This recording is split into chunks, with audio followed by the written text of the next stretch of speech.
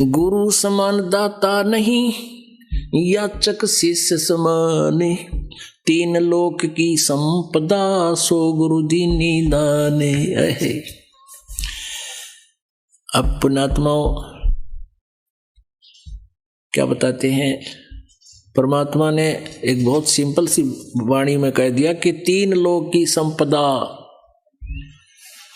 यानी संपत्ति, गुरु जी ने नाम दे दिया तो तीन लोक दान कर दिए। जैसे गरीबदास साहिब जी की वाणी में आपने सुना था सुबेरे, सतनाम पालड़ रंग होरी हो, 14 भवन चढ़ावे राम रंग होरी हो।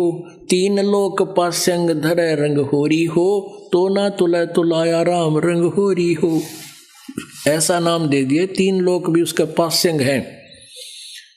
अब तीन लोक की संपदा तो इसलिए कहनी पड़ेगी, इस आगे तुम जानते ना कि ये तीनों लोक दे दिए जिसको जिस दिन परमात्मा ने गुरुदेव ने आपको उपदेश दे दिया। पूरे गुरु ने, नकली तो नकली सांग है, ये लालड़ी ले रहे हैं, लालड़ी, लाल को नहीं इनके पास, ना यथार्थ ज्ञान ना भक्ति का मंत्र, वो उनका जिक्र नहीं है। अब कहते हैं करके दान करे पछतावा, करया कराया सभी नसावा। यदि आप जी ने शीश दे दिया, कहते तन मन धन सब अर्पिए, भक्ति मुक्ति के काज, जिनके उर्म बंदगी फिर क्या इंद्र का राज। तन मन धन अर्प गुरु सेवे, हो गलतान उपदेश ही लेवे। परमात्मा कहते हैं तुमने मान लीजिए दान भी खूब कर दिया, खूब सेवा भी करता रहे, एक दिन न्यू कह दिया ना मैंने इतना दान न्यू कर दिया, सारे पर कैंसिल कर देगा भगवान। दे क्या सकता ये जीव, अगर भगवान कृपा ना बख्शे तो एक अपना पेट भारी हो जाए, इसको परिवार का गुजारा नहीं चले जीवते। और आज लाखों का दान परमात्मा की प्यारी आत्मा करने लग रही है।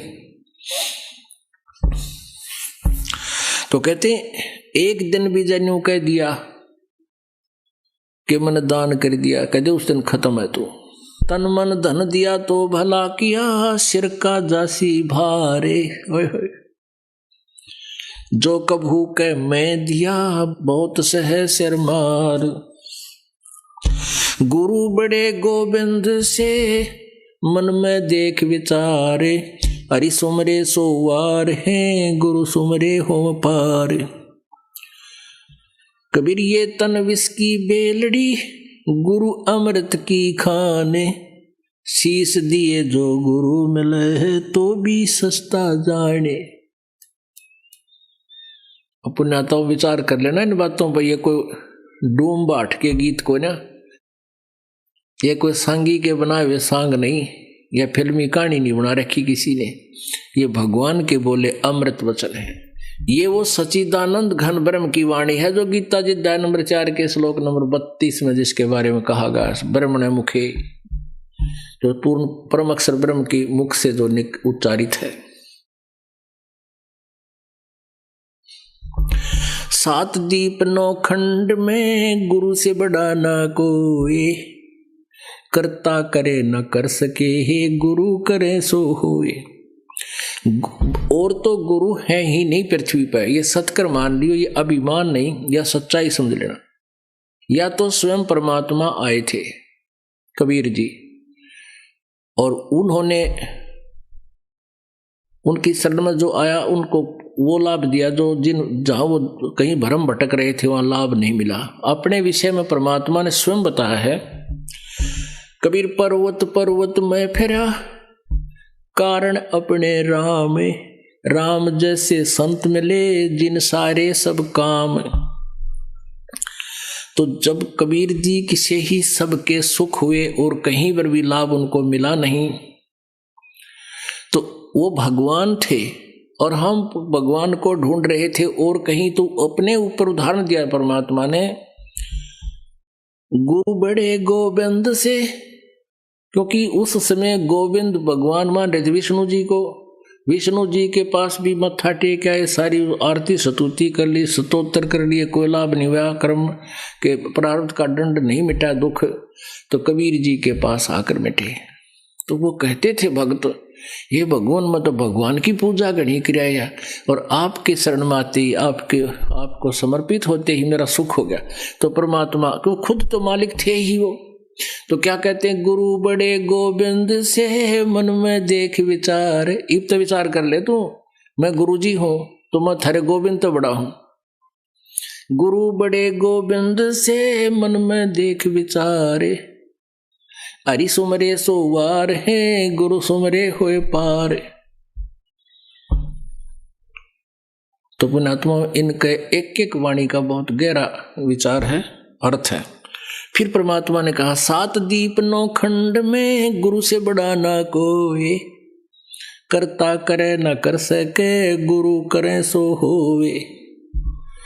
अब ये गुरु जी को इतना महत्व दे रहे परमात्मा कि आगे इस दास को भेजना था, और इस दास में आप जी ने परमात्मा कबीर जी के तुल्य ही आस्था बनानी पड़ेगी, नहीं तो पुण्यात्माओं पार नहीं हो पाओगे। ठीक है, जैसा पुण्य दान करोगे वो तो आपके गुड अकाउंट में लिखा ही जाएगा, वो तो आपको मिलेगा, क्योंकि किया हुआ। कहते हैं कबीर कमाई आपनी कदे ना निष्फल जा, 7 समुंदर आडे पड़े हुआ मिले अगाऊ आ। कबीर राम कृष्ण से कौन बड़ा, तिन्हों भी गुरु कीने, 3 लोक के वे धनी भाई गुरु आगे अधीन। अब जैसे उस समय ज्यादातर हिंदू धर्म के लोग मालिक से जुड़े थे कबीर जी से, तो कहा करते भी राम कृष्ण तो कोई बड़ा नहीं, तुम उनको भगवान मानते हो, तुम्हारी दृष्टिकोण से सोच से। उन्होंने भी गुरु बनाए। श्री कृष्ण जी ने दुर्वासा जी को गुरु बनाया, आध्यात्मिक गुरु। संदीपनी जी श्री कृष्ण जी के अक्षर ज्ञान गुरु थे, जैसे टीचर होते हैं, और आध्यात्मिक गुरु दुर्वासा जी थे। और श्री रामचंद्र जी के आध्यात्मिक गुरु वशिष्ठ ऋषि जी थे। राम कृष्ण से कौन बड़ो, तिन्हों भी गुरु कीने, 3 लोक के वे धनी गुरु आगे अधीन। राम कृष्ण बढ़ते पुर राजा, 3 गुरु बंद कीन निज काजा। अब कहते हैं जो गुरु बिन माला फेरते, गुरु बिन देते दान, गुरु बिन दोनों निष्फल है, चाहे पूछो वेद पुराण। कबीर हर सेवा युग 4 है, गुरु सेवा पल एक, तास पटत्तर ना तो लह संतन किया विवेक। कहते हैं गुरु जी की सेवा तो एक पल पूजा कर लीजिए। पूजा मीन परमात्मा का नाम लीजिए, और उनके अनुसार एक पल भी तूने साधना कर ली, और थारे भगवाना की 4 युग तक करते रहो, तो भी उस एक पल की सेवा के बराबर वो नहीं है। आपको क्या बताया था, सतनाम पालड़ रंग होरी हो, 14 लोक चढ़ावे राम रंग होरी हो, 3 लोक पासे अंग धरे रंग होरी हो, तो ना तुला तुलोया राम रंग होरी हो। एक श्वास के मंत्र सतनाम का आपको कितनी कीमत, कितना महत्वपूर्ण है, कितनी वैल्यू है इसकी। तो यहां बताते हैं हर सेवा युग 4 है। सेवा माने पूजा, और गुरु सेवा पल एक। ओए होए, एक श्वास ओ श्वास, कहते हैं उसके बराबर वो 4 युग की पूजा नहीं है। पुण्यात्माओं, आज कोई तो पहली कक्षा का बालक यहाँ पर आया हुआ है, पहली कक्षा का मीन जिसने पहली बार आज प्रवेश पाया है, नाम लिया है, अपना रजिस्ट्रेशन करवाया है, तो वो तो उसी ज्ञान में रंगा हुआ है। धीरे धीरे इस ज्ञान को सुनेगी वो प्यारी आत्मा प्रभु की, उसकी चौंध टूट जाएगी। जैसे हमारा मोतियाबिंद था, यू ज्ञान सुना तो एकदम उत्सुकता होगी और समर्पित हो गए भगवान के।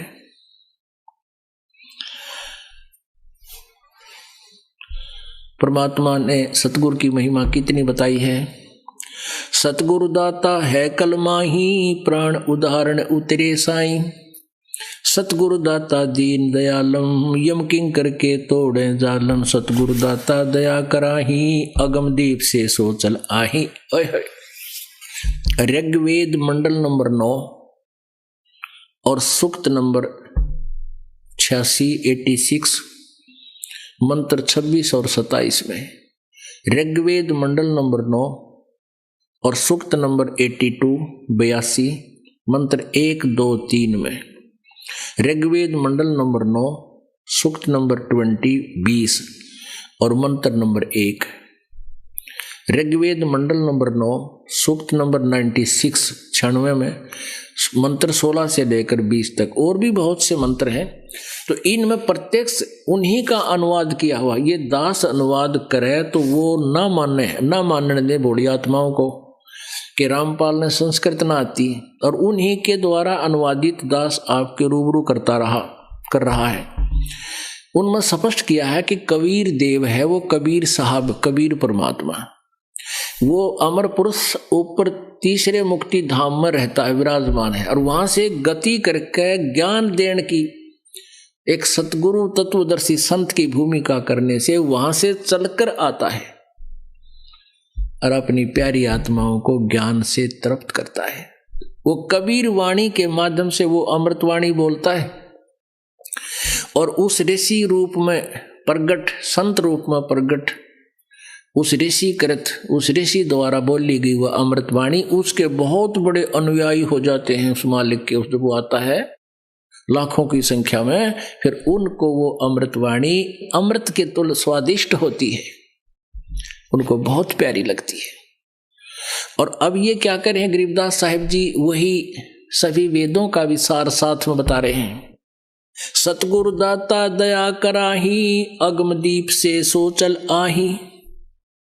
अगम यानी आगे वाले लोग तो पर दूसरे लोग से चलकर आते हैं वो। सतगुरु बिना पंथ नहीं पावे, सतगुरु मिले तो अलख लखावे। ओह, सतगुरु बिना पंथ नहीं पावे।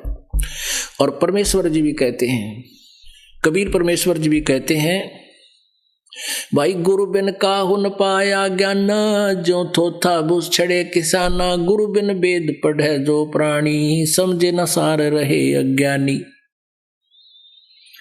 सतगुरु साहेब एक शरीरा, गरीबदास साहिब जी की दिव्य दृष्टि को मालिक ने खोल दिया था, उसके अंदर वो ज्ञान फीड कर दिया था उनके अंतःकरण रूपी कंप्यूटर में।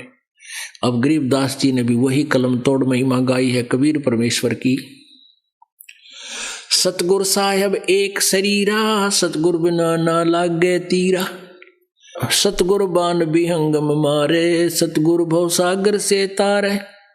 सतगुरु बिना न पावे पेंडा, हूठ हाठ गढ़ लीजे केंडा। सतगुरु दर्द बंद दरवेसा, जो मन कर है दूर अंदेसा। सतगुरु दर्द बंद दरबारी, उतरे साहेब सुन अधारी।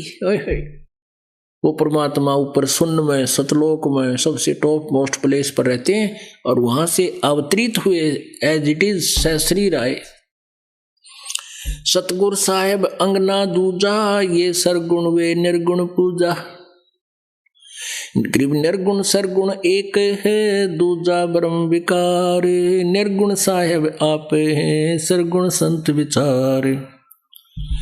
सतगुरु बिना सुरत नहीं पाटे, खेल मंड्या है सिर के साटे।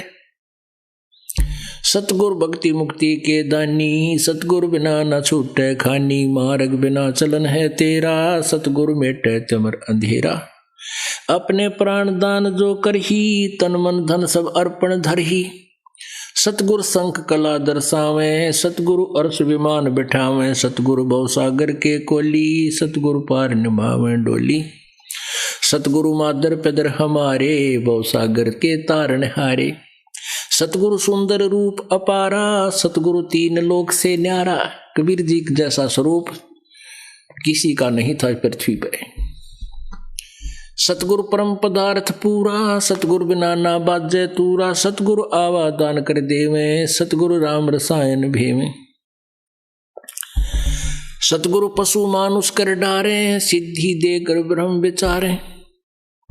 गरीब ब्रह्म बिनानी होते हैं, सतगुरु शरणालीन। सुबर सोही जानियो, सबसे ती अधीन। अब क्या बताया कि सतगुरु पशु मानुष कर डारे। अब पहले तो मानुष से, जैसे हम पहले जब नाम नहीं लिया था तो पशु के क्रम में हमारे क्रम में कोई अंतर नहीं था।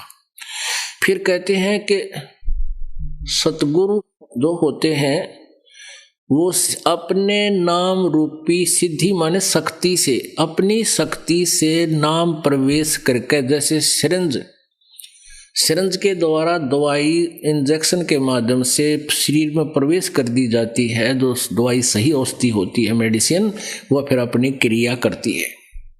तो ऐसे सतगुरु का वचन, जो गुरु जी का वचन है, ऐसे सिरंज की तरह अंदर आपका यह भक्ति प्रवेश करता है। ब्रह्म बिनानी होत, ब्रह्म माने भगवान, देवता के समान हो जाता है। सतगुरु शरणालीन सोबर सोई जानियो, जो सबसे ती आधीन। सतगुरु पुरुष मानस कर डारे, सिद्धि देकर ब्रह्म विचारे। सिद्धि देकर फिर आपको परमात्मा के ऊपर, परमात्मा के विषय में आपकी जिज्ञासा पैदा होती है। जैसे ये आपको वचन सुनाए जाते हैं, परमात्मा की वाणी, ये कान इसकी सिरंज है, कानों के माध्यम से जाती है यह औषधि, और अंदर जाकर आपकी उस रोग को नाश करती है। फिर आपकी रुचि भगवान में बढ़ जाती है। सतगुरु जो चावे सो करही, 14 कोट दूत जम डरही। ऊत भूत जम त्रास निवारे, चित्रगुप्त के कागज पढ़े।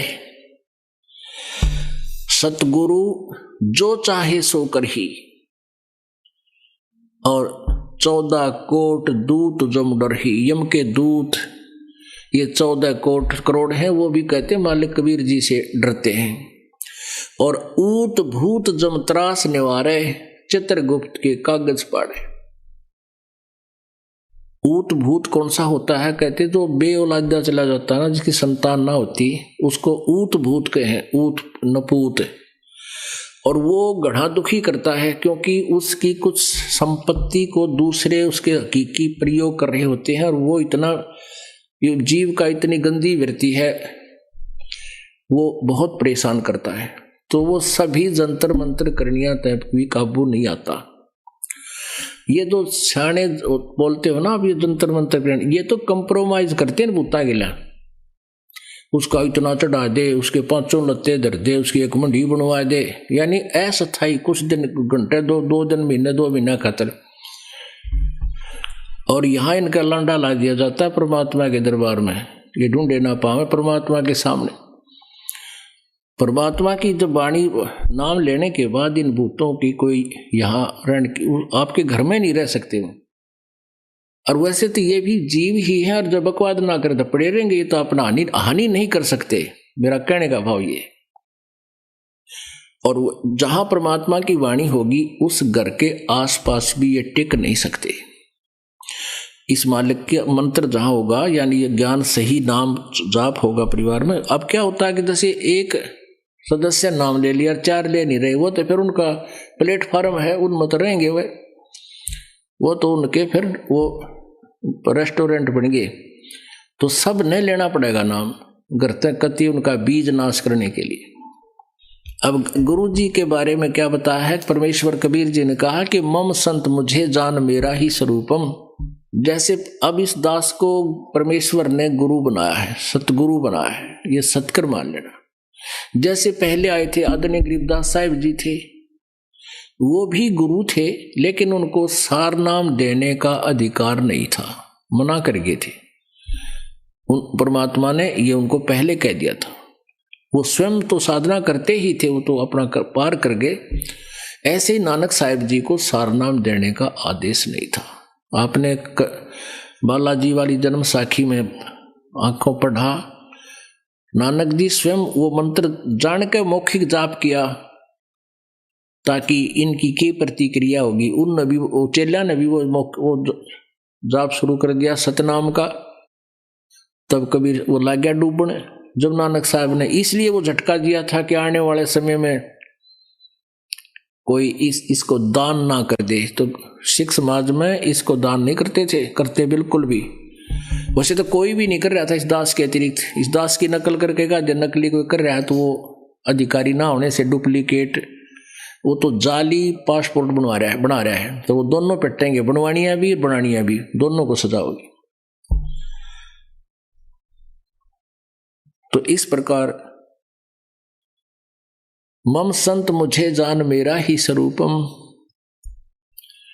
अब कहते हैं गुरु मानुष कर जानते ते नर कहिए अंधे, ओ दुखी संसार में आ गए यम के फंदे। तो ऐसे गुरु को वो जब तक भगवान स्वयं आए थे, अब ये दास भेज दिया, वही पावर दे दी। जैसे प्रधानमंत्री का कोई रिप्रेजेंटेटिव हिसार में आ जावे और यहाँ एक राज्य में जो काम हो उनके लिए तो वो सफिशिएंट रहता है, उसके आगे तो मुख्यमंत्री भी करबद्ध रहता है। तो ऐसे ये दास समझो, परमात्मा ने अपना एक रिप्रेजेंटेटिव, अपना प्रतिनिधि भेज दिया और पावर वह दे दी अपनी दास को, तो वही आपके लिए तो काफी रहेगा, ये फालतू रहेगा, बल्कि इतनी कृपा होगी इस दास के माध्यम से आपको।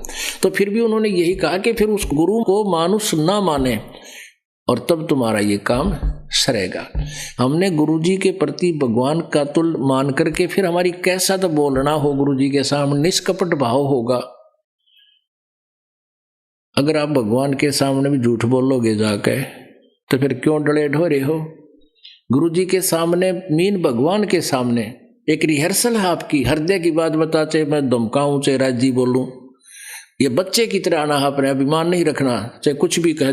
टीचर को बच्चे को स्टूडेंट बुरे थोड़े लगते हैं, उसको तो बहुत प्यारे लगते हैं कि ये पढ़ रहे हैं, मेरा रिजल्ट अच्छा हो। तो ये दास का भी उद्देश्य है कि भगवान के दरबार में इस दास का ये प्रयत्न, ये मेहनत सफल हो और शाबाशी दे भगवान परमात्मा इस दास को कि बहुत अच्छी तरह आपने मेरे बच्चों को मेरे तक पहुंचा दिया। गुरु से अधिक ना कोई ठहराई, मोक्ष पंथ नहीं गुरु बिन पाई। ओए होए, कहते गुरु से अधिक, जब यहां तक कह दिया गुरु गोविंद दोनों खड़े किसको लागू पाए, बलिहारी गुरु अपना जिन गोविंद दिया मिलाए। तो गुरु से अधिक किसी को नहीं मानना। राम कृष्ण बड़तेपुर राजा, जिन तिन गुरु बंद कीन निज काजा। गेहि भक्ति सतगुरु की करही, आद नाम निज हृदय धरही। गुरु चरणन से ध्यान लगावे, अंत कपट गुरु से ना लावे। अंतःकरण में गुरु से कपट ना रखे। गुरु सेवा में फल सर्वस आवे, गुरु विमुख नर पार न पावे। गुरु वचन निश्चय कर माने, पूरे गुरु की सेवा ठाने। गुरु वचन निश्चय कर माने और गुरु भी पूरा हो, पूरे गुरु की पूजा करे, पूरे गुरु की सेवा करे। गुरु वचन निश्चय कर माने, पूरे गुरु की सेवा ठाने। गुरु की शरणा लीजय भाई, ताते जीव नरक नहीं जाई। गुरु कृपा कटे यम फांसी, विलंब न हो मिले अविनाशी। गुरु बिन काहू न पाया ज्ञाना, जो थोथा बुझ छड़े किसाना। तीर्थ व्रत और सब पूजा, गुरु बिन दाता और न दूजा। नौ नाथ 84 सिद्धा, गुरु के चरण सेवे गोविंदा। गुरु बिन प्रेत जन्म सब पावे, वर्ष सहस्र गर्भ छोरावे। गुरु बिन दान पुण्य जो करही, मिथ्या होवे कभी ना फल ही। गुरु जी के बिना कहीं भी दान नहीं करना चाहिए, मिथ्या होगा उसको कभी नहीं फलेगा। गुरु बिन भरम न छूटे भाई, कोट उपाय करो चतुराई। गुरु के मिले कटे दुख पापा, जन्म जन्म के मिटे संतापा। गुरु के चरण सदा चित दीजय, जीवन जन्म सफल कर लीजय। अब क्या बताते हैं परमात्मा? गुरु भक्ता मम आत्म सोई, वाके हृदय रहूं समोई। गुरु का भक्त जो होगा मेरी आत्मा होगा और उसके हृदय में मेरा ज्ञान समाया रहेगा, मेरी महिमा बनी रहेगी, मैं उसके साथ रहूंगा।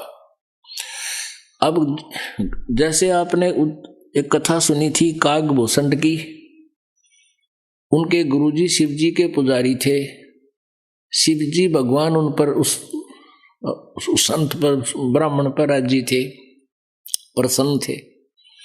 और कागभूषण ने उस ब्राह्मण से उपदेश ले लिया था। एक दिन अभिमान हो गया, उसमें खड़ा होकर आदर सत्कार नहीं किया।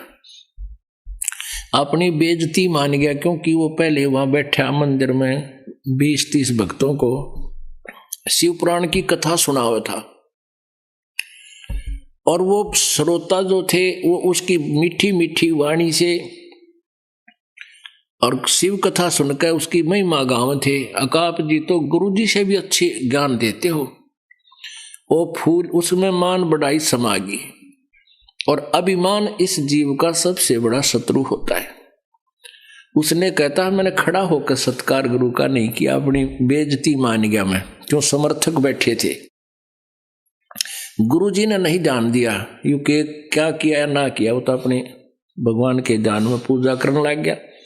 आकाशवाणी की भगवान शिव ने, कह रहे दुष्ट तूने गुरु का आदर नहीं किया, तू मेरा क्या करेगा, 1 लाख वर्ष तक तुझे नरक में डाला जाएगा। तो पुण्यात्माओं, तो यहां वही बात आती है, कहते हैं खेल जो होते हैं ना, गेम बच्चे खेलते हैं, ये चाहे तो अपने तहसील सतर पर खेल रहे हैं, चाहे डिस्ट्रिक्ट लेवल पर, चाहे स्टेट लेवल पर, और चाहे नेशनल लेवल पर, चाहे इंटरनेशनल लेवल पर, उनके नियम एक जैसे होते हैं। तो क्या बताते हैं परमेश्वर, गुरु भक्ता मम आत्म होई, वाके हृदय रहूं समोई। जो गुरु जी को का भक्त है वो मेरी प्यारी आत्मा है, और उसके साथ में सदा रहूंगा। 68 तीर्थ भरम भरम आवे, 100 फल गुरु के चरणों पावे। 10वां अंश गुरु को दीजे, जीवन जन्म सफल कर लीजिए। 10वां यानी अपने कमाई का 10वां अंश गुरु जी को अवश्य दान कीजिए।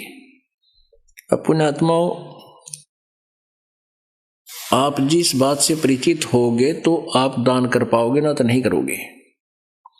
जैसे किसान 1 एकड़ गेहूं में 40 किलो डालता है, गेहूं बीजता है, यो दान समझो आप बीज रहे हो, और उसमें 60-70 मण, यानी 1 मण में 40 किलो,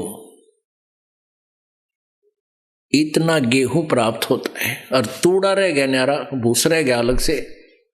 तो आप जी कितना कमाई करते हो एक जीवन में, करोड़ों से भी ऊपर। आजकल तो अरबों की संख्या में एक मजदूर भी करोड़ों से भी ज्यादा, कई करोड़, 20-30 करोड़ रुपये कमा के मतलब कमाता है, साथ खर्च भी करता रहता है। खर्च कैसे होते हैं, बीमार हो गया, डॉक्टर के गया, 10,000 रुपये लाएंगे। फिर क्या हुआ, एक पशु मर गया, फिर क्या हो गया, कोई चोरी होगी।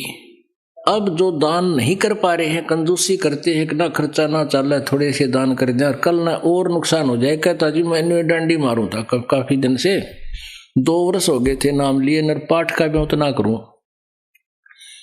कोई न कोई खर्च आ जाए।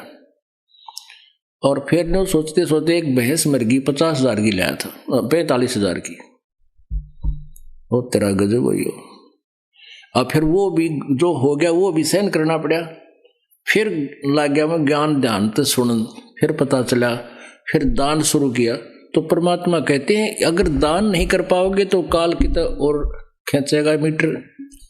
तो इस प्रकार सोच के हमने 10% दान, 10वां अंश गुरु जी को देना चाहिए। ये नियम आदेश है परमात्मा का। वो और आपकी मौज है, दास आपका मजदूर है, सेवक है, आपके लिए सारी व्यवस्था हो रही है कि तक पंखे लग रहे हैं, सेट बनया है, मैट आ रहे हैं, रजाई है, खाना है, भोजन है, टॉयलेट्स बनवाई है, ये सारी आप ही के पुण्य से आप ही के लिए है।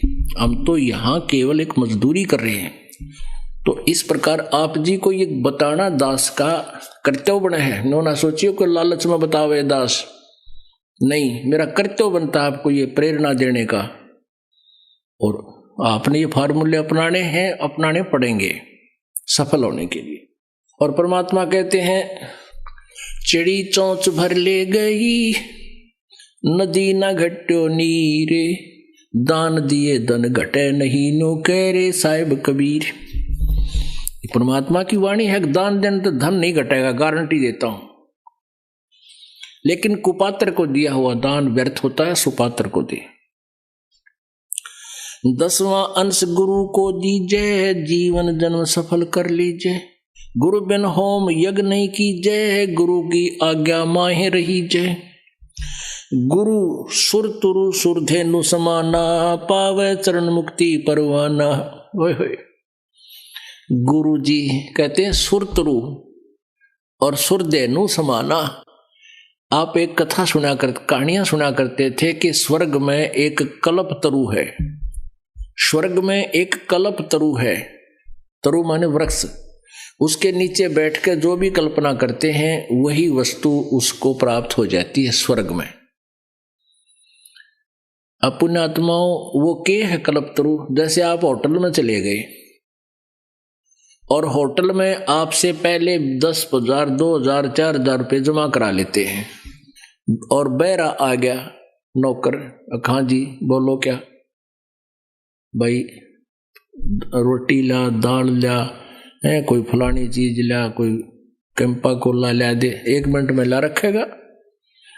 लेकिन वो तो आपकी जेब कट रही है, आपकी कमाई समाप्त हो रही है। और स्वर्ग में जो कल्पतरु से आप मांगने जाते हो, और यहां जो गुरु कल्पतरु है, ये जो देगा वो आपने लौटाना को नहीं, आपकी पूंजी बढ़ेगी घटे नहीं। एक वहां कामधेनु बोलते हैं, उस कामधेनु माने गाय, काम माने मनोकामना पूर्ण करने वाली।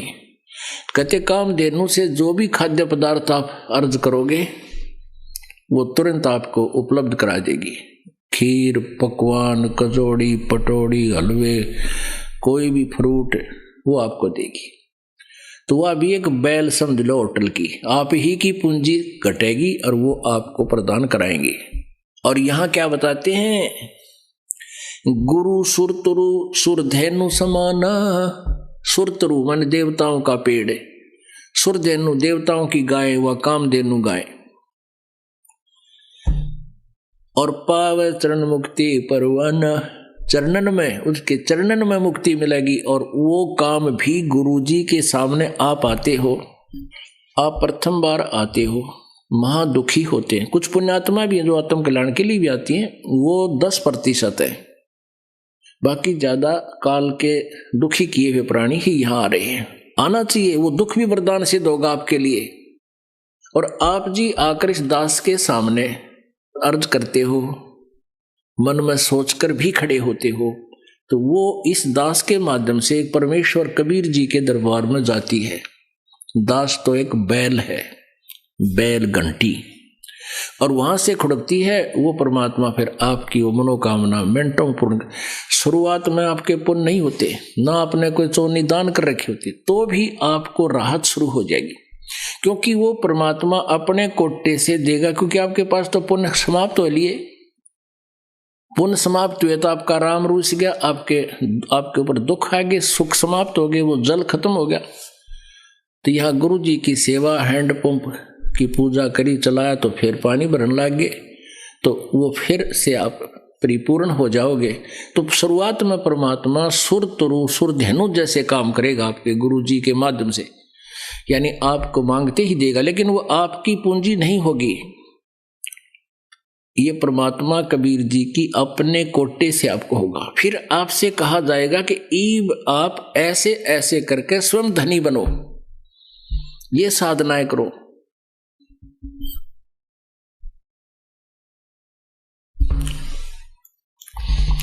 तन मन धन सुरतरु सुरधेनु समाना, गुरु सुरतरु सुरधेनु समाना, पावे चरणन मुक्ति परवाना। तन मन धन अर्प गुरु सेवे, हो गल तान उपदेश ही लेवे। जिस दिन उपदेश लेवे उस दिन समर्पित हो जा भगवान के, मन में दोष कपट नहीं रखे, सच्ची श्रद्धा से उपदेश ले, फिर डट के मर्यादा रखे, खूब भजन करे और गुरु जी के प्रति परमात्मा के तुल प्यार रखे, लगाव रखे, श्रद्धा रखे। सतगुरु की गति हृदय धारे, और सकल बकवाद निवारे। जो गुरुदेव आदेश दे उतना ही करे, आपने जो पहले अपने हिसाब से जो भी ज्ञान सोच रखा है, जो भी क्रियाएं करते हो, सब बकवाद न कह दे, एक तरफ फेंक दे। गुरु के सम्मुख वचन ना कहे, सो से रहनी गहनी सुख लहे। गुरु के सामने फालतू बकवाद नहीं करे, प्रार्थना करे और गुरु जी जो आदेश दे उतना ही उसको सुनकर चल पड़े, जैसे जो आपकी आज्ञा, इतनी ही क्रिया, इतना ही आपका कर्तव्य बनता है। गुरु के सम्मुख वचन ना कहे, सो से रहनी गहनी सुख लहे। गुरु से शिष्य करे चतुराई, सेवाहीन नरक में जाई। गुरु जी के सामने चतुरता से जो पेश आता है, चतुराई करता है, उसकी भक्ति नष्ट हो जाती है, सेवाहीन हो जाता है और नरक का भागी बनता है।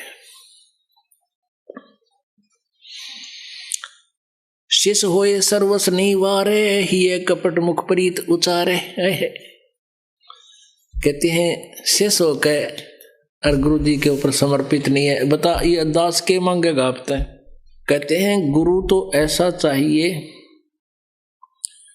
शिष्य का कछु ना ले। शिष्य लेना माने मांगना, रात्रि पर्ची काट दो, इतना कर दो, 100 फंड करे और 100 बहाने बना के ये संत पैसे इकट्ठे करते हैं, गुरु जी का आशीर्वाद है। एक संत बतावा है, वहां कहते हैं एक यमुनानगर से एक माई आई, सत्संग सुनकर, वो नाम ले रखे था हमारे से पहले, वो किसी और संत से जुड़ी हुई थी और उनके रिश्तेदार अभी भी उसी से जुड़े हुए थे। यमुनानगर से एक माई जो हमारा उपदेशी होगी थी, उस पुराने नकली संत ने छोड़कर, जैसे सत्संग समापन हुआ उससे अगले दिन फिर उल्टी आ ली। अन्नू का जी मैं इसलिए वापस आई हूं, एक बात बतानी है, मैं बता रहे। कहते हैं हमारे रिश्तेदार वहां से नाम ले रखा, किसी डेरे का नाम लिया उसने, और उनको मैं समझाती हूँ यहाँ नहीं आते, वहीं लगे हुए हैं, मैं भी पहले वहीं थी। तो वहां नु कहे कि 25 लाख की एक टोकरी,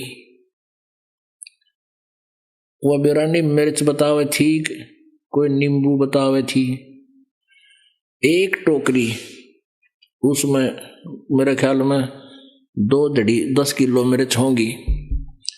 वो हमारी संगत के ने वहां से बोली ला कर ली, वह 25 लाख पर बोली चली गई एक टोकरी मिर्च की। नो के गुरु जी के आशीर्वाद है इस पर, इसकी या खेती करते हैं वो गुरु जी करवाते हैं। और नो के गुरु जी ने इसमें अड़बाया था, गुरु जी ने इसमें ट्रैक्टर चलाया था जब यह मिर्च पैदा हुई है या खेती बनी है, तोरी बनी है, जैसे भी।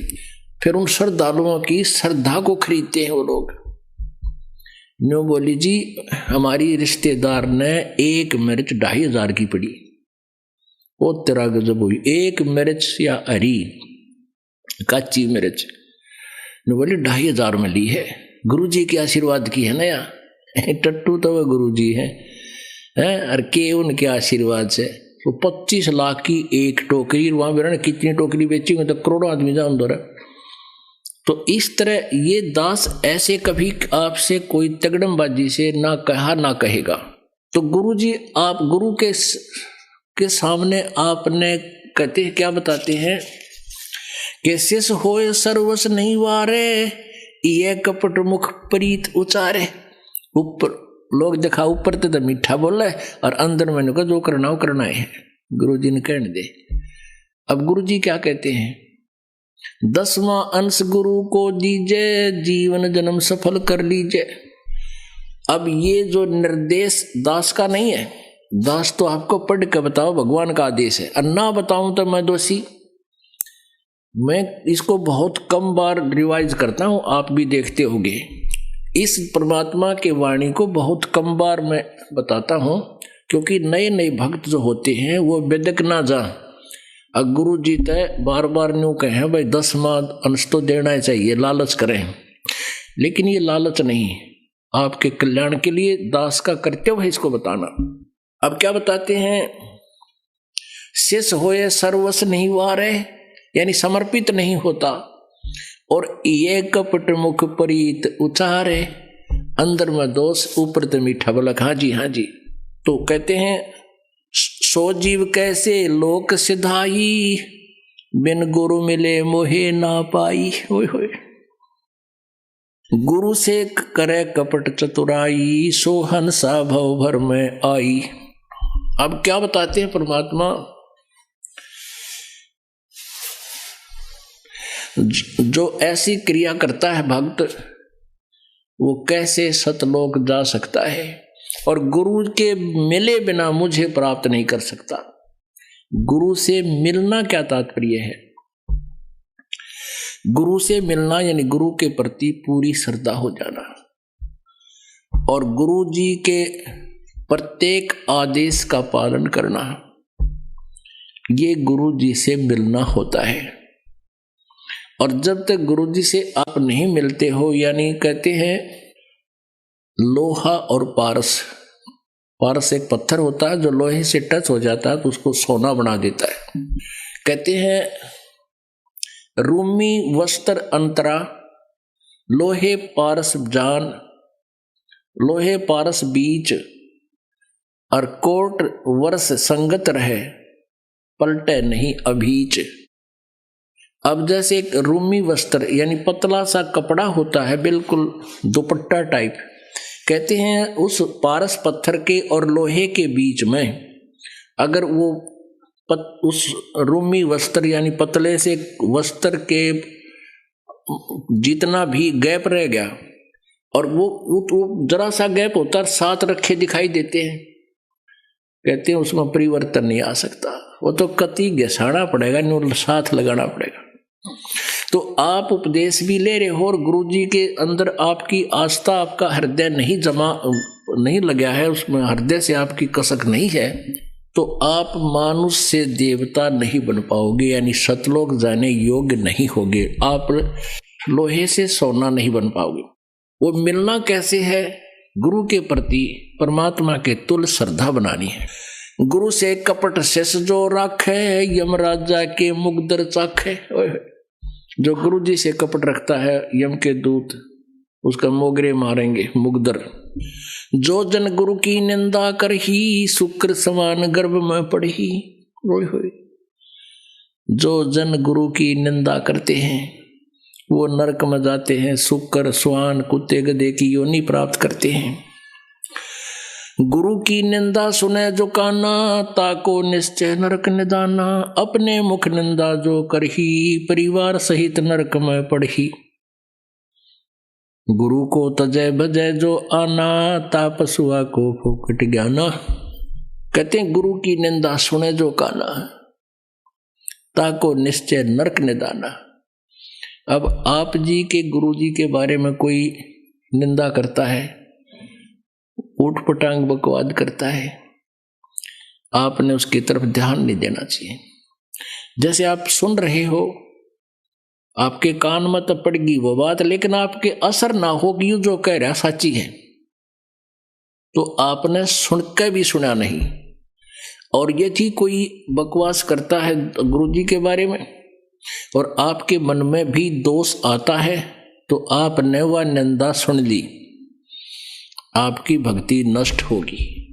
अब विचार करो पुण्यात्मा, आप यहां आते हो, अपनी आंखों देख रहे हो यहां क्या हो रहा है, और फिर एक थर्ड पर्सन की बात को आप यकीन करते हो, फिर आप तो एक कोड्डी के भी को नहीं, आप भगत छोड़, आप तो आम इंसान भी नहीं हो, और आम इंसान बकवास करता है तो यहां आया भी नहीं हो। तो ऐसे इस दास की पाछे ना जाने कितनी बकवास, समाचार पत्रों में बकवास छाप दी, समाचार पत्रों में आने के बाद तो आदमी न सोच ले बस सच्ची होगी। लेकिन हमारे भक्त हमसे परिचित थे इस दास से, एक को भी बात जो समाचार पत्रों में बकवास थी किसी को भी घर नहीं किया, किसी ने नहीं सुनी, नहीं सब बकवास करते हो। और उससे अधिक उमड़ के मालिक के चरणों में आए जब ये दास जेल से बाहर आया, झूठे केस में डाल रखा था। तो इस प्रकार आप जी कहते हैं गुरु की निंदा सुने जो काना, ताको निश्चय नरक निदाना। और अपने मुख निंदा जो करही, अपने मुख तो बकवाद कर दे तो शुक्र समान गर्भ में पड़ही। गुरु को तजय बजय जो आना, तापसुआ को फोकट ज्ञाना। पुण्यात्मा, इस दास से पहले ये पवित्र सदग्रंथ, पवित्र गीता जी, पवित्र पुराण, पवित्र वेद और पवित्र बाइबल, पवित्र कुरान आपके पास उपलब्ध थे। इस दास के ऊपर परमेश्वर कबीर जी की कृपा हुई, दिव्य दृष्टि खोली, मोतियाबिंद का ऑपरेशन किया, ज्ञान वाली अखियां दी। इस दास ने फिर इन सब सदग्रंथों का विश्लेषण यथार्थ रूप में किया। आज वो ज्ञान सीडी के माध्यम से बनाकर, पुस्तकों के माध्यम से बनाकर आप जी के पास प्रोड्यूस कर दिया, भेज दिया। अब इस ज्ञान को सुनकर और आप जी को कोई मेरा भक्त दास का भगत समझाता है तो नए भक्त को ऐसा लगता है कि तो भगवान उतराया, ओहो कितनी अच्छी बातें बता रहा है, कितना अच्छा गीता को समझा रहा है। और आपकी आस्था इस गुरु जी से हटकर, इस दास से हटकर उसमें होगी तो आपका नाम खंडित है। आप पति भरता पद से गिर गए। गुरु को तजय भजय जो आना, तापसुआ को फोकट ज्ञाना। वो आपकी वो बता रहा है तो आपको ये पता होना चाहिए ज्ञान आया कहां से है। इस दास से प्राप्त हुआ है। इस दास को परमात्मा ने दिया, सदग्रंथों से मिला। दास अभिमान नहीं करता कि मेरा ज्ञान है, नहीं, ये तो सदग्रंथों में विद्यमान था, लेकिन इस दास के बिना यू बाहर नहीं आ सके था। ये परमात्मा की कृपा है। तो कहते हैं गुरु को तजय और फिर उसमें श्रद्धा बनावे, भजय जो आना, तापसुआ को फोकट ज्ञाना। तो फिर परमात्मा मदद करनी बंद कर देगा। अब क्या था, जैसे कबीर परमेश्वर जी थे, हम इतने दुष्ट हैं, हमारे अंदर ये मान बढ़ाई ईर्षा बहुत जल्दी घर करती है। हम भूल जाते हैं अपने अस्तित्व को कि हम जीव हैं। एक ये कमाल नाम का जो लड़का परमात्मा ने मुर्दा जीवित किया था, वो तो घर वालों ने, कबीले वालों ने तो उसको वो मर चुका था और जल प्रवाह अंतिम संस्कार कर दिया था। जल प्रवाह कर देते हैं कुछ कबीले, वो ना जमीन में गाड़ते हैं और ना ही जलाते हैं। और परमेश्वर ने उस शेख तकी सिकंदर लोधी के गुरु, धार्मिक गुरु सिकंदर लोधी, दिल्ली के बादशाह के धार्मिक गुरु शेख तकी की फड़क निकालने के लिए, उसको अपनी शक्ति का प्रदर्शन करने के लिए, शायद ये भी मान जा, तो उस मुर्दे को निकाल कर उस मुर्दे को जीवित किया था। वो लड़का, वो आत्मा फिर कबीर जी के साथ रहा करती। अब परमात्मा ये ज्ञान सुनाता था, वो क्योंकि एक पुत्र रूप में भी साथ था, शिष्य रूप में भी वही रहा। कुछ दिनों में वो मालिक का ज्ञान उसका भी कंठस्थ हो गया और युवा हो गया, 25 वर्ष का, 28 वर्ष का, 30 वर्ष का। तो वो संगत जो परमात्मा के शिष्य थे लाखों की संख्या में, वो कुछ एक जो कर्महीन थे, वो परमेश्वर को से हटकर उसको मैं तो देने लगे। अरे नो कहें भाई, कमाल, आपने तो कमाल कर दिया कमाल जी, आप तो गुरु जी से भी अच्छी आवाज में, आपको गुरु जी की भी से भी अच्छी तरह ज्ञान समझा रहे हो। एक दो बार परमात्मा ने उसको कहा, भाई अपनी औकात नहीं भूलनी चाहिए इंसान को। बाईपास भी समझाया, सीधा भी धमका दिया एक आधी बार, भाई तू अपनी औकात ना भूल, कमाल मत ना बिगाड़े मेरे बच्चों को। इस बात से वो कमाल नाराज हो गया, गुरुजी मेरी बेइज्जती करे, छोड़ के गुरुजी को। और वो प्रशंसक शिष्य थे, उनके गांव की तरफ जहां उनकी अधिकता थी वहां चला गया। वहां उन्होंने उसका एक आश्रम बना दिया। वो 1005 से उससे गुरुजी से हट गए, उनका नाश कराया उसने। पहले तो परमात्मा से विमुख किया और वहां 1 2 3 4 साल रहा, वो 5-4 साल रहा, लेकिन वहां कोई लाभ होया नहीं, क्योंकि वो तो स्रोत नहीं था। तो उनको लगी आनी होने, जो उसके अनुयायी थे वो उसके आश्रम में जाना बंद कर गए। अब उसने तगड़म बाजी सुनाई, सोची भाई ये तो क्या हो गया, भगत आते नहीं आश्रम में, डेरे में 5-4 चेले बना रहा था। तो उन्होंने एक स्कीम बनाई कि आज न्यो कह दो नगरी में जाके कि आज परमेश्वर गुरु जी का प्रगट दिवस है, कबीर साहब का, फिर तावेंगे और भाई कल भंडारा करेंगे और दूध लाइयो सारे। अब गांव में पहले तो वो खूब पूजा करा करते, दूध के लोटे ले जा करते, फिर वो तो कुछ उसके पास था नहीं, सारे उल्टे हट गए। और थोड़ी बहुत भक्ति मालिक के शरण में उसने की थी, वो डिस्चार्ज हो ली, कुछ दिन लाभ लोभ दे दिया, फिर वो कुछ ना होता था। तो पूरी नगरी में कह आए भाई कल दूध लाइयो सारे और भंडारा करांगे, वो गुरु जी का प्रगट दिवस है कबीर जी का, और सारे आइयो। अब एक ड्राम धर दिया दूध का बाहर, पतीला ड्राम हुआ कर लोहे का, ऐसा बड़ा सा माट रख दिया बाहर लोहे का मतलब आंगन में कि यहाँ आवे और गांव वाले दूध चढ़ा जाए। तो बख्ते आने लगे 4 बजे, 3:30 बजे 4 बजे।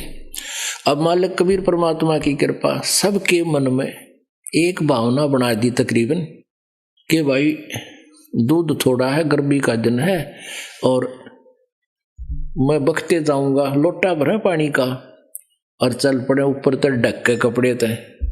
और वहां जाकर के महाराज जी कहाँ डाले दूध को, भाई डाल दो, वो ड्राम रखा है। वो अंधेरा था, उसमें गेला तरड़ तरड़ हाँ डालता दिखा है। उसमें मेरे ख्याल में 5-4 लोटे तो दूध गए होंगे और बाकी ड्राम दूध पानी का ठोक गए। वो गांव वाले बख्ते थे वक्त से। तो कमाल बोला अपने चेला, तो भाई अब तक सारा गांव टूट के पड़ गया, भाई देख ले फिर श्रद्धा बन गई इनकी दिख है, और चलो बनाओ खीर।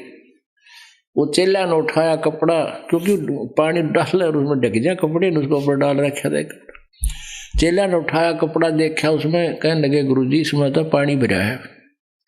बोला नो कुकर, बोला देख लो, आके देखा तो उसमें और ड्राम पानी का भरा, सफेद सफेद, थोड़ा वो 2-4 लोटे दूध उसमें, बाकी पानी जल का भर दिया।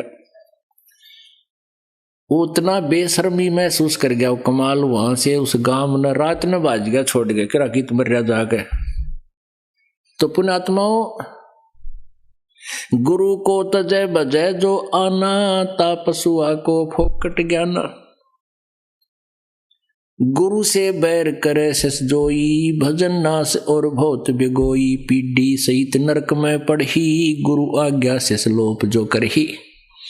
गुरु जी की आज्ञा का अवहेलना जो करता है वो परिवार सहित नरक में जाता है। चेला अथवा उपासक होई, गुरु सुमुख ले झूठ संजोई। अब चेला और उपासक में थोड़ा डिफरेंस कर रहे हैं परमात्मा के। जो आश्रम में रहते हैं उनको आम व्यक्ति ने कोई आपके चेले, लेकिन चेले तो सारे ही होते हैं। तो यहाँ कहते हैं चेला अथवा उपासक होई, गुरु सम्मुख ले झूठ संजोई। निश्चय पर नरक पड़े से सोई, वेद पुराण भाखत सब कोई। सम्मुख गुरु की आज्ञा धारे और पीछे से सकल निवारे। मुख पर तो हाँ जी बाहर जाकर नुको ना भाई, नो की बात बने है, अरे यही बात बिगड़ जाएगी। सम्मुख गुरु की आज्ञा धारे और पीछे ते सकल निवारे। सो से घोर नरक में पढ़ी, रुद्र राध पीवे नहीं तरही। मुख पर वचन करे परमाना, घर पर जाकर करे विज्ञाना। मुख पर तो सारी हाँ भर ले गुरु जी का आज्ञा, घर न जाकर सो विवेचन करता है गुरु जी के आदेश में, और फिर विचार विमर्श, फिर किसी गुरु किसी भक्त। जा जावे ता निंदा करही, सो शिष क्रोध अग्नि में जरही। ऐसे शिष को ठाहर नाही, गुरु विमुख लोचत मन माही। वेद पुराण कहे सब साखी, साखी शब्द सबे यों बाकी। मानुष जन्म पाए कर खोवे, सतगुरु विमुखा युग युग रोवे। ओए होए। अब जो गुरु जी से विमुख हो जाते हैं, गुरुद्रोही बन जाते हैं, निंदा करते हैं, क्योंकि गुरु से विमुख 2 प्रकार से होते हैं। एक तो कोई विकार करने लग जा, गुटी छुटी लाने लग जा, 2-4 साल ठीक रह गए और वैसे कोई नामखंड हो जा, रुचि ना रहे, वो गुरुद्रोही नहीं होता। ना आता तो अपने कर्म बिगाड़ दिए वैसे। और जो नाम लेकर छोड़ जाता है और छोड़ नहीं जाता, फिर निंदा करता है, वहां तो ऐसा है, मैंने बेरा है, गुरु जी ऐसे करते हैं, न्यू करते हैं, वो तो लालची हैं, फलान है, वो गुरुद्रोही हो गया। और ऐसे व्यक्ति के पास आपने भूल कर नहीं फटकना चाहिए। अब ये नहीं जैसे आप कुछ ऐसी भी समस्या है कि एक घर में एक गुरुद्रोही हो जाता है, एक नाम ले रहे हैं, तो वो रहना तो इकट्ठा ही पड़ेगा, लेकिन उसके विचारों में विचार नहीं मिलाने चाहिए। उसके उस मार्ग में वो बात चलाओ तो उठ कर चला जाए, एकलो बैठ जाए अपना, तो वो सुनकर भी नहीं सुना। क्या कहते हैं, गुरुद्रोही की पेड़ पे जय पग आवे वीर, गरीबदास जी कहते हैं, गरीब गुरुद्रोही की पैड़ पे जय पग आवे बीर, 84 निश्चय पड़े सतगुरु कहे कबीर। पैड़ पर पैड़ आना, पैड़ पे पग टेकना, यानी जिस रास्ते से गुरुद्रोही जा रहा हो और आप भी उसी के पीछे पीछे उसी के कदम पे कदम रख रहे हो, यानी उसके पीछे जा रहे हो। ये तो है एक इसका उदाहरण है। लेकिन इसका जो इसके साथ जो एक जो है उपमात्मक तरीके से मालिक ने बताया है कि जो गुरुद्रोही बकवाद करता है और आपने उसके कदम में कदम नहीं मिलाना, उसको यश नहीं करना उसकी बातों में, अगर ऐसा करते हो तो कहते फिर नरक में आप भी जाओगे। ये परमात्मा कबीर जी कहते हैं। वो बकवास करता है, नहीं सुननी चाहिए एक ना भाई, ये तो विषय छोड़ दे, ये और बात बता दे, बस कोई जिक्र है तो करना, तो अपना काम करा मैं पाकर। तो वो फिर आपने सुनकर भी नहीं सुना। गुरुद्रोही की पेड़ पे जय पग आवे बीर, 84 निश्चय पड़े सतगुरु कहे कबीर। अब परमात्मा क्या कहते हैं, जान बूझ साची तजे और करे झूठते ने, जाकी संगत है प्रभु स्वप्न में भी ना दे। गुरुद्रोही कौन बनेगा, जो पहले शेष रह चुका हो और इतने ज्ञान को सुनकर जानबूझ अपने मान बढ़ाई या कोई बकवादों को के कारण वो दूर होता है। कहते हैं जानबूझ साची तजय और करे झूठते ने। बकवादा मावे नो के घर भक्ति कर लूंगा, हम तो ये मंत्र जाप कर लेंगे, घर का आ जाओ। कहते हैं इसे इंसान की संगत तो उसका कभी मेल भगवान स्वप्न में भी ना करना चाहिए। परमात्मा गुरु जी के प्रति कैसा भाव हो, दो कर जोर गुरु के आगे, करबो विनती चरणन लागे। अति शीतल बोले सब बेना, मेटे सकल कपट के भैना। हे गुरु तुम हो दीन दयाला, मैं हूं दीन करो प्रतिपाला।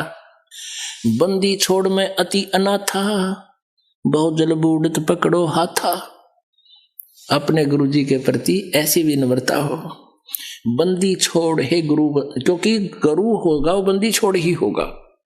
बाकी नकली गुरु है, वह गुरु भी नकली गुरु है और वो बंदी छोड़ हो ही नहीं सकते। तो जो सही गुरु होगा वो बंदी छोड़ होगा। अमर करूं सतलोक पठाऊं, ताते बंदी छोड़ कहाऊं। अमर करूं और काल की बंद से छुड़वा कर सतलोक ले जाऊं, इसलिए मैं बंदी छोड़कर आता हूं, कबीर परमात्मा जी कहते हैं। तो कहते हैं गुरु जी को कहे इस प्रकार बोले, हे गुरु तुम हो दीन दयाला, मैं हूं दीन करो प्रतिपाला। बंदी छोड़ में अति अनाथा, बहु जल बूढ़त पकड़ो हाथा। हे बंदी छोड़, मैं तो अनाथ हूं। अपनात्मा अब हमें पता लग गया है कि हम जिस भी किसी अपने मान ले भाई को बहन को अपना रक्षक मानते हैं या किसी राजा की आड़ हम ले करके उसका सहारा मान करके हम सुरक्षित महसूस करते हैं, यह हमारी भूल है। एक हमारे रिश्तेदार का रिश्तेदार था और वो संजय गांधी का खास मित्र, निकटतम हो रहा था। और संजय गांधी इंदिरा गांधी जी का पुत्र था जो प्रधानमंत्री थे, और सेकंड प्रधानमंत्री वही था, फर्स्ट भी यानी उसी की चलती थी। उसको जो है ना अपना मित्र मान के उसने कई आदमियों के साथ खींचातानी गढ़ी कर दी और वो कुछ कर नहीं पाए थे क्योंकि पुलिस उसके साथ थी, तो उनको खूब तंग कर रखा था। एक दिन वो एयर क्रैश में वो संजय गांधी मर गया। क्या था रिश्तेदार कि वो हमारा रिश्तेदार आंडी पाक रहा था, 6 महीने घर में टट्टी करता रहा, बाहर नहीं निकला। बताओ, डर गया को गड़ेंगे इतने काटेंगे, एक बार घेर के कूटेंगे। तो इनका सहारा के माना, तो क्या बताते हैं कि इनको नाथ नहीं मानना, हम उनको नाथ मान लिया और नाथ ना रहा। कहते हैं बंदी छोड़ मैं अति अनाथा, मेरा कोई साथी नहीं, मेरा कोई संरक्षक नहीं, मैं अनाथ हूं मालिक, मेरा कोई स्वामी नहीं आपके अतिरिक्त। बंदी छोड़ मैं अति अनाथा, बहु जल बूढ़त पकड़ो हाथा। दीजे उपदेश गुप्त मंत्र सुनावो, जन्म मरण भव दुख छुड़वावो। यो आधीन हो ऐसे जब ही, गुप्त मंत्र कहे गुरु तब ही। अब ये गुप्त मंत्र एक और है सार नाम। कहते इतना अधीन होगा जब वो गुप्त मंत्र गुरु जी बता सकेगा, अन्यथा आपको वो मिलेगा नहीं। इतने लक्षण आप में आने चाहिए तभी वो काम भी करेगा। ऐसी प्रीत गुरु से शेष जब दीक्षा मांगे, मन कर्म वचन धरे धन आगे। यो आधीन होए शिष जब भी ही, शिष पर कृपा करे गुरु तब ही। ऐसी प्रीत देखे गुरु जब ही, गुप्त मंत्र कहे गुरु तब ही। गुरु बिन वेद पढ़े जो प्राणी, समझे न सार रवे अज्ञानी। सतगुरु मिले तो अगम बतावे है, जम की आँच ताही नहीं आवे। अब सतगुरु मिले तो अगम यानी सतलोक की जानकारी देवे। अब ये सतलोक की जानकारी डुप्लीकेट पंथ, ये राधा स्वामी धन धन सतगुरु वाले ये नकली पंथ है, ये भी ठेका सतलोक का ले रहे हैं। अरे न कैखे का बेरा नहीं, ना आदि नाम का बेरा, ना उस सतनाम का पता है। ये दुनिया को भ्रमित कर रहे हैं। तो ये क्या बताते हैं, सतगुरु मिले तो अगम बतावे है, जम की आँच ताही नहीं आवे। गुरु से ही सदा हित जानो, क्यों भूले तुम चतुर सियानो। गुरु सीढ़ी चढ़ ऊपर जाई, सुख सागर में रह समाई। गुरु विमुख सोए दुख पावे, जन्म जन्म सोए डैकावे। गुरु से वह सो चतुर सियाना, गुरु पटतर कोई और न आना। पुण्यात्माओं, आज का जो सत्संग चल रहा है ये गुरु महिमा के ही विषय में है। और गुरु जी की महिमा जितनी भी हम बोलें उतनी ही कम है। परमात्मा ने यह तक कह दिया, 7 समंदर की मसी करूं, लेखनी करूं बन रहा है, और धरती का कागज करूं, गुरु गुण लिखा नहीं जावे। आप जी के लिए ये एक विशेष संदेश है परमात्मा का कि आपने अपने इस जीवन को सफल बनाने के लिए गुरु जी के महत्व से परिचित होना अति आवश्यक है। बोलो सतगुरुदेव की जय। भक्ति दान गुरु दीजियो, देवन के देवाओ। भक्ति दान गुरु दीजियो, देवन के देवाओ। जन्म पाया भूलो नहीं, करहूं पद सेवा हो। जन्म पाया भूलो नहीं, करहूं पद सेवा हो। भक्ति दान गुरु दीजियो, देवन के देवा हो। भक्ति दान गुरु दीजियो, देवन के देवा हो। जन्म पाया भूलो नहीं, करहूं पद सेवा हो। जन्म पाया भूलो नहीं, करहूं पद सेवा हो। तीर्थ व्रत मैं ना करूं, ना देवल पूजाऊ।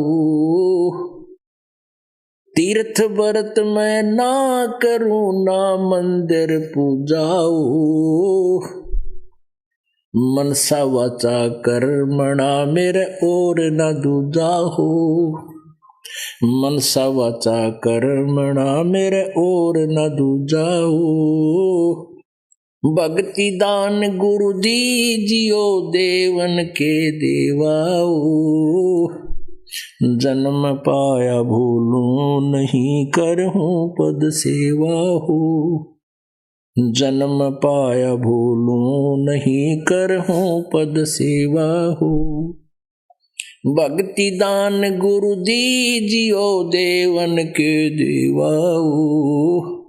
जन्म पाया भूलूं नहीं, करहूं पद सेवा हो। जन्म पाया भूलूं नहीं, करहूं पद सेवा हो। अष्ट सिद्धि और नौ निधि बैकुंठ का वासाओ। अष्ट सिद्धि और नौ निधि बैकुंठ का वासाओ। ये मैं तुमसे न मांग हूँ सब थोथरी आसाओ। ये मैं तुमसे न मांगता सब थोथरी आशा हो। भक्ति दान गुरु दीजियो देवन के देवाओ। भक्ति दान गुरु दीजियो देवन के देवाओ। जन्म पाया भूलूं नहीं, करहूं पद सेवा हो। जन्म पाया भूलूं नहीं, करहूं पद सेवा हो। भक्ति दान गुरु दीजियो देवन के देवा हो। भक्ति दान गुरु दीजियो देवन के देवाओ। जन्म पाया भूलूं नहीं, करहूं पद सेवा हो। सुख संपत्ति परिवार धन और सुंदर नारी हो। सुख संपत्ति परिवार धन और सुंदर नारी हो। सपने में इच्छा ना करूं गुरु आने तुम्हारी हो। सपने में इच्छा नहीं करूं गुरु आने तुम्हारी हो। भक्ति दान गुरु दीजियो। भक्ति दान गुरु दीजियो देवन के देवाओ। जन्म पाया भूलूं नहीं, करहूं पद सेवा हो। जन्म पाया भूलूं नहीं, करहूं पद सेवा हो। भक्ति दान गुरु दीजियो देवन के देवाओ। जन्म पाया भूलूं नहीं, करहूं पद सेवा हो। धर्मदास की विनती समर्थ चित दीजो हो। धर्मदास की विनती समर्थ चित दीजो हो। आवन जावन निवार के अपना कर लीजो हो। ये आना जाना निवार के अपना कर लीजो हो। धर्मदास की बीनती समर्थ चित दीजो हो।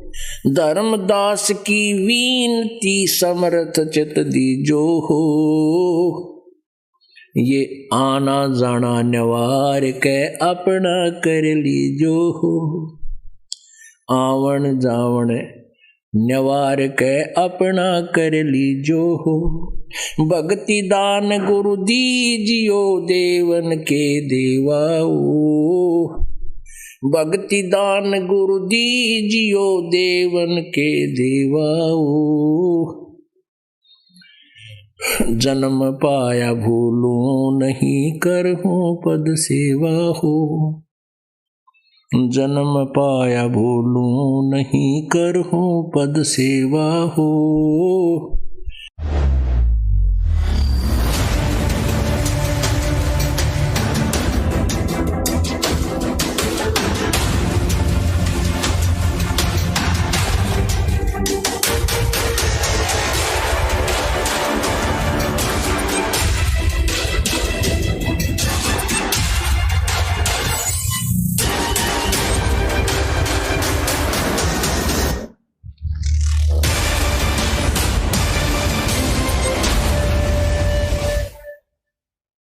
बहन जी नमस्कार।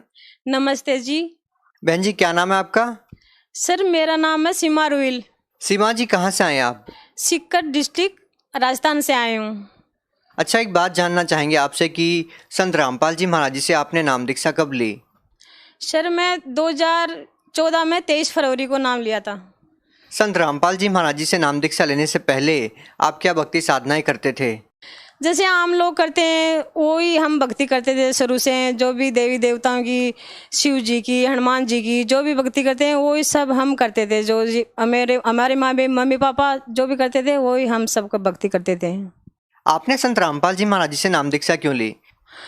क्योंकि मैं बहुत ज़्यादा बीमार रहती थी, इसलिए मैंने संत रामपाल जी महाराज जी से नाम दीक्षा ली थी। क्या बीमारी थी आपको? क्या हुआ आपके साथ? सर, जो मैं मेरी स्टोरी को याद करती हूँ ना, तो मेरी आत्मा बिल्कुल कांप जाती है। आपको मैं बताना चाहूँगी कि मैं इतनी ज़्यादा प्रॉब्लम थी मेरे, इतनी ज़्यादा, मैंने लाखों रुपए, करोड़ों रुपए मैंने बर्बाद किए मेरी इसी प्रॉब्लम पे, फिर भी मेरे कोई आराम नहीं मिला। क्या बीमारी थी आपको और क्या क्या आपने किया? मेरी बीमारी का पता ही नहीं चला। मैं जैसे झाड़ फूंक के गई तो उनने बोला कि इसमें भूत है। जैसे डॉक्टर के पास गई, डॉक्टर ने बोला इसमें पाइल्स है। और मेरे लूज मोशन इतने हो रहे थे, बार बार दिन में 10 बार, रात को 10 बार लूज मोशन के साथ मेरे ब्लीडिंग होती थी। इतना ब्लड निकलता था, इतना ब्लड। मैं इतनी कमज़ोर हो गई थी, इतनी ज़्यादा कमज़ोर हो गई थी। किसी ने बोला इसके पाइल्स है, किसी ने बोला इसमें 3 भूत है, किसी ने बोला इसके नज़र लगी।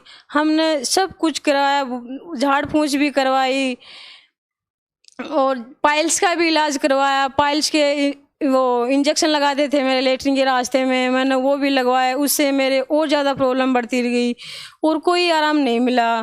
कहीं काली माता के गए थे, उसने बोला कि इसका अगर आपको कालजा बचाना है तेरा, तो तेरे को बकरे का कालजा खाना पड़ेगा। मैंने बोला ठीक है, मैं वो भी खा लूँगी, अगर मेरा कालजा बच जाएगा तो मैं वो भी खा सकती हूँ। तो मैंने 4 दिन मेरे को बकरे का कालजा खिलाया और 5 दिन तक बकरा बना हुआ मेरे को वो खिलाया। फिर भी मेरे कोई आराम नहीं मिला था। फिर भी मैं और ज़्यादा प्रॉब्लम थी, मेरे और ज़्यादा प्रॉब्लम बढ़ गई थी। हॉस्पिटल में लेके गए तो उसने बोला कि इसका टीबी है। तो मैंने टीबी की दवाई खाई, 2 महीने मैंने टीबी की दवाई खाई। उससे मैं इतनी वीक हो गई थी, फिर मेरी इतनी वो बिल्कुल वेन चलना भी बिल्कुल बंद हो गया था। फिर वो सीकर में मेरे को एडमिट किया एकदम से कि भाई इसकी क्या हो गया, ये तो ख़त्म हो गई, वो हो गई। फिर सीकर वालों ने बोला कि इसको इतनी, अभी इसकी 28 kg वेट है इसको, और इतनी भारी पावर की आप उसको दवाई दे रखे हो, तो ये तो होएगी ख़त्म। तो मेरे को इसको, मेरे पापा को और हस्बैंड को बोला कि इसको जल्दी आप जयपुर लेके जाओ, नहीं तो ये नहीं जिएगी। अगर दुर्लभ जी हॉस्पिटल में आप एडमिट नहीं कराओगे तो ये नहीं जिएगी। 1 घंटे में आप जयपुर पहुँचा दोगे तो ये जी जाएगी। फिर मेरे को 1 घंटे में जयपुर पहुँचा दिया था। आईसीयू में लेके गए थे मेरे को। 2-3 दिन बाद में होश आया और ब्लड भी चढ़ा था और मैं वो जांच भी की थी। उस टाइम में वो जांच की थी, उस टाइम में पता चला कि इसके आंत में स्वेलिंग है और वो छाले हैं। तो मेरे को 18 दिन एडमिट किया था। 18 दिन में हमने 1 लाख रुपए वहाँ दुर्लभ जी हॉस्पिटल में बैंक में जमा होते हैं, तो 1 लाख रुपए दुर्लभ जी हॉस्पिटल में बैंक में जमा कराए हमने। 18 दिन बाद में फिर हम घर आए थे छुट्टी लेके, तो रास्ते में एक झाड़ फूस वाला फिर मिल गया कि इसको क्या प्रॉब्लम है। उन्होंने तो बताया मेरे हस्बैंड ने कि भाई इसके ये प्रॉब्लम है। तो वो बोला कि मैं इसको बिल्कुल ठीक कर दूंगा, ये 3 दिन में एकदम से अपना सर उठा के अपने आप चलने लग जाएगी। आपके हस्बैंड क्या करते हैं? मेरा हस्बैंड है आर्मी में। हाँ, आर्मी में, वो आर्मी ड्यूटी करते हैं सर। आपको रास्ते में झाड़ फूक वाला मिलता है, जब आप हॉस्पिटल में इलाज करा ही रहे थे तो फिर आपने झाड़ फूक वालों से इलाज क्यों करवाया? वो बोला कि मैं गारंटी लेता हूँ इसको 3 दिन में, ये जैसे मैं उठती नहीं थी, मेरे से सर भी नहीं उठाया जाता था। तो वो बोला कि उसी टाइम उसने एक पानी में कुछ मंत्र के दिया था, मेरे को पानी पिलाया था। उसी टाइम मैंने ऐसे नाड़ी हिलाना ये सब कुछ करने लगी थी।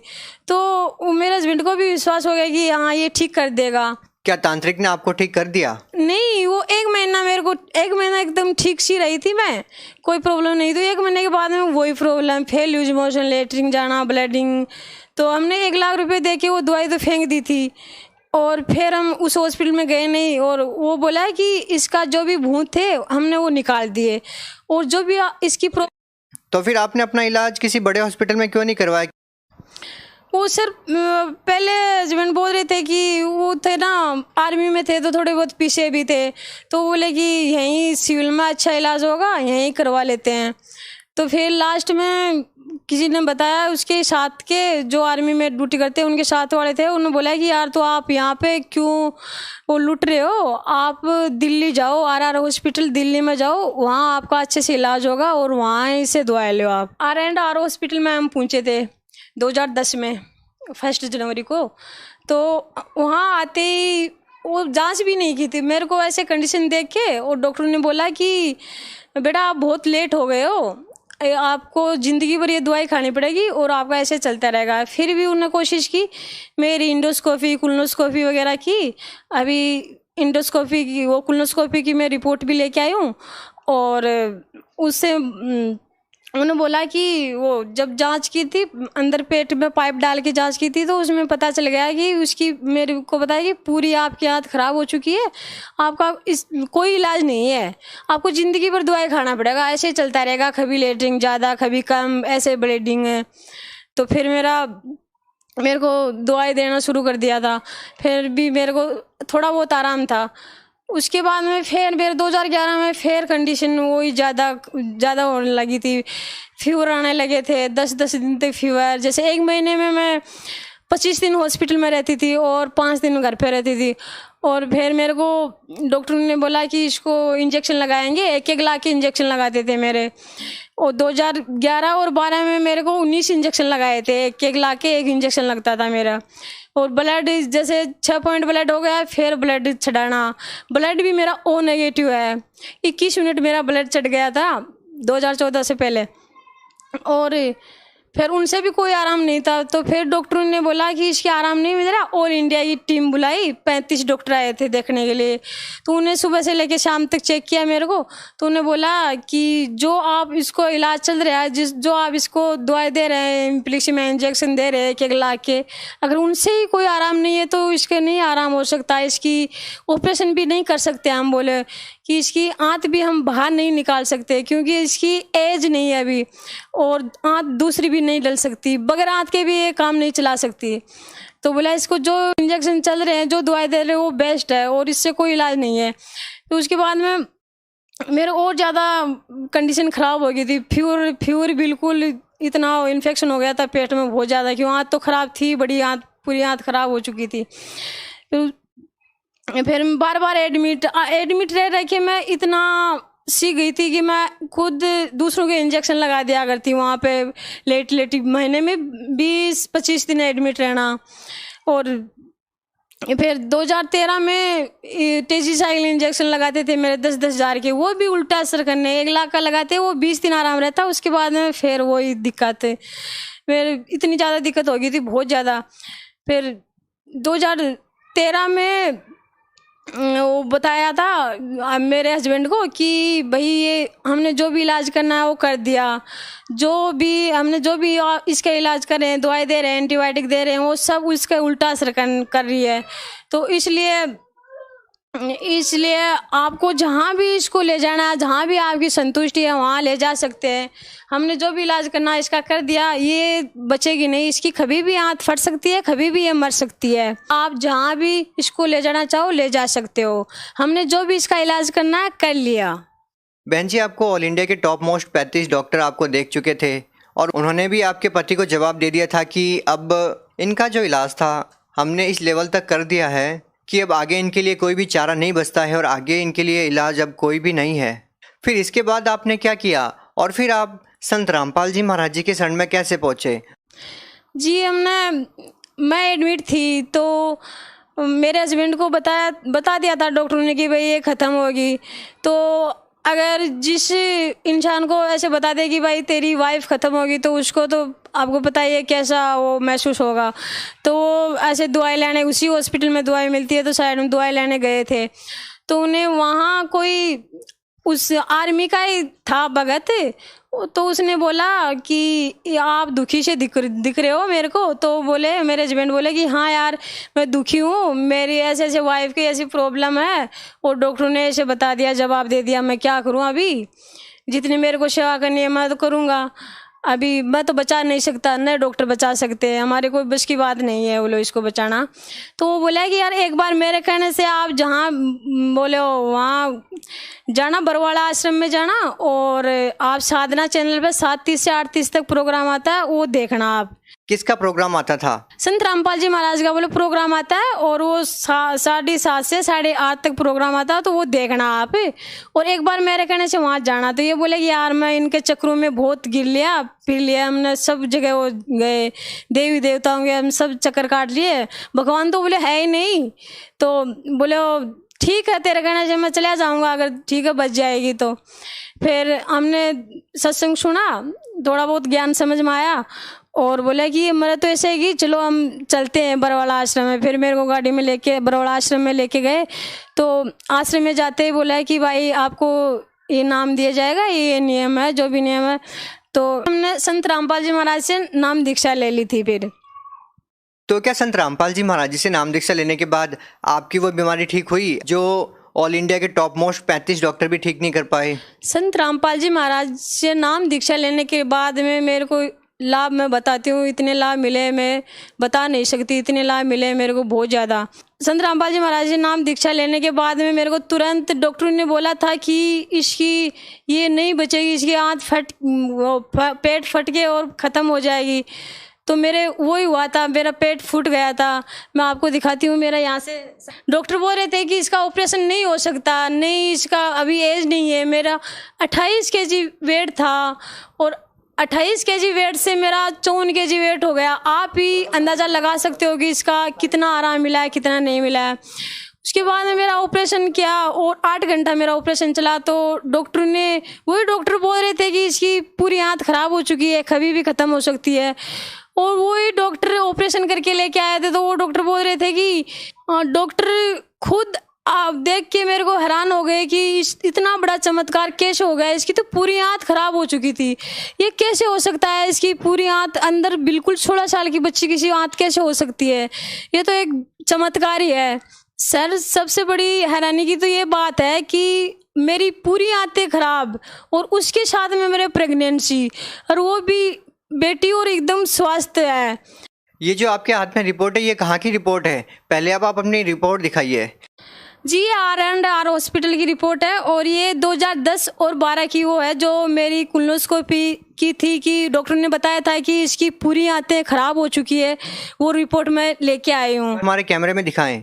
देखो मेरी आंतें कैसे अंदर से खराब हो चुकी है, पूरी आंत खराब हो चुकी थी, कैसे छाले छाले ब्लड वो आप देख सकते हो। ये 2010 की रिपोर्ट है, ये 2012 की रिपोर्ट है। ये आर्मी हॉस्पिटल है?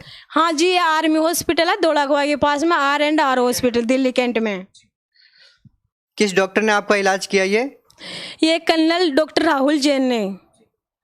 और अब आप अपनी बेटी से मिलवाइए, रिपोर्ट रख दीजिए, अपनी बेटी को उठा करके हमारे दर्शकों से मिलवाइए कि आपकी जो बेटी है अभी कितने साल की हो चुकी है। जी ना जी, ये मेरी बेटी है, और अभी ये 3.5 साल की हो गई है, और बिल्कुल स्वस्थ है।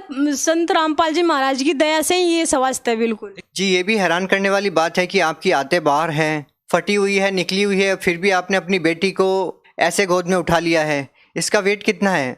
इसका वेट है, अभी कई दिन पहले मैंने चेक किया था तो 16 kg वेट है, पर अभी ये संत रामपाल जी महाराज की दया से मेरे को बिल्कुल ही महसूस नहीं हो रहा कि मैं इसको गोद में ले रखी हूँ, और मेरे को पता ही नहीं चल रहा कि मेरी आंतें भी बाहर है। आप प्लीज़ इनको नीचे उतार दीजिए। हमारे को बल्कि डर लग रहा है कि आपकी आंतें बाहर हैं, फिर भी आप इतना वेट कैसे उठा पा रहे हैं, और ये अपने आप में ही हैरान करने वाली बात है। संत रामपाल जी महाराज जी से नाम दीक्षा लेने के बाद आपकी जो बेटी थी गर्भ में, वो बिल्कुल सुरक्षित है अब, और आपके साथ भी है 3 साल से, आप भी बिल्कुल स्वस्थ है। आप भगत समाज को क्या कहना चाहेंगे और क्या बताना चाहेंगे संत रामपाल जी महाराज जी के बारे में? भगत समाज को मैं यही बताना चाहूँगी कि संदेश देने लायक तो नहीं हूँ, मैं हाथ जोड़ के प्रार्थना करती हूँ कि जो भी मेरे भाई बहन सुन रहे हैं, संत रामपाल जी महाराज का सत्संग सुन रहे हैं, जो भी बुक दे रहे हैं, वो सब अपना मनुष्य जन्म दुर्लभ है, मिले न बारंबार, तरवर से पत्ता टूट गिरे भव न लगता दार। क्यों मनुष्य जन्म 84 लाख योनियों में एक बार मिलता है, तो वो भक्ति करने के लिए मिलता है। ये नहीं कि वो अपना बस बच्चा करा, अपना पालन पोषण किया और गंवा दिया, बस हमारा तो हो गया काम। ये तो पशु पक्षी भी करते हैं, सब गाय भैंस ये तो सब वो भी करते हैं कि अपने बच्चों का लालन पोषण करना है। देखिए, आपकी बेटी और आप दोनों ही मौत के मुंह से निकले हैं और आपका कहना है कि संत रामपाल जी महाराज जी की दया से ये सब हुआ है, लेकिन वो संत आज जेल में है। क्या कहना चाहेंगे इस बारे में आप? वो कहीं भी हो, संत रामपाल जी महाराज हमारे साथ रहते हैं, हर पल पल में हमारे साथ रहते हैं। वो जेल में तो हम हैं, संत रामपाल जी महाराज तो हमारे साथ रहते हैं। उनके ऊपर जो आरोप लगे हैं उनके बारे में क्या कहना चाहेंगे? वो सब झूठे आरोप लगाए गए हैं। जैसे हम सरकार से प्रार्थना करते हैं कि हमारी सीबीआई जांच करो, तो वो सीबीआई जांच क्यों नहीं करे? सरकार से यही है कि हमारी सीबीआई जांच करो, अगर हम झूठे हैं तो हमारे को फांसी लगा दो। देखिए, आपको संत रामपाल जी महाराज जी से जुड़े हुए बहुत कम समय हुआ था और वो जेल में चले गए। उसके बाद भी आपका संत रामपाल जी महाराज जी के प्रति ऐसा भाव है, उनके प्रति आपकी बहुत आस्था है, इसके पीछे क्या कारण है? सर, मैं ये कहना चाहूँगी, कोडी को क्या चाहिए काया, निर्धन को क्या चाहिए माया। और जो आर्थिक रूप से जो भी परेशानी है, जो भी शारीरिक रूप से परेशानी है, वो सब संत रामपाल जी महाराज के पास पूरा इलाज है इनके बारे में। जो आपके पति है वो पहले मानते नहीं थे, वो आस्तिक नहीं थे, एक तरह से वो नास्तिक हो चुके थे। वो मानते नहीं थे कि भगवान है, वो कहते थे कि भगवान नाम की कोई चीज़ ही नहीं है। आज वो क्या मानते हैं जब आप पूर्ण रूप से स्वस्थ हो चुके हैं? वो अभी मेरे से भी ज़्यादा विश्वास है उनको कि ये भगवान है, भगवान है, हर जगह भगवान है, कि मेरे साथ भी भगवान रहते हैं। संत रामपाल जी महाराज एनी टाइम मेरे साथ रहते हैं और वो मेरे से भी ज़्यादा विश्वास है उनका। और क्या कहना चाहेंगे संत रामपाल जी महाराज जी के बारे में? सर, मैं तो सबसे यही प्रार्थना करना चाहती हूँ कि संत रामपाल जी महाराज आए हुए हैं, उनसे नाम दीक्षा ले और अपना कल्याण कराए। जी धन्यवाद। जी सत साहेब।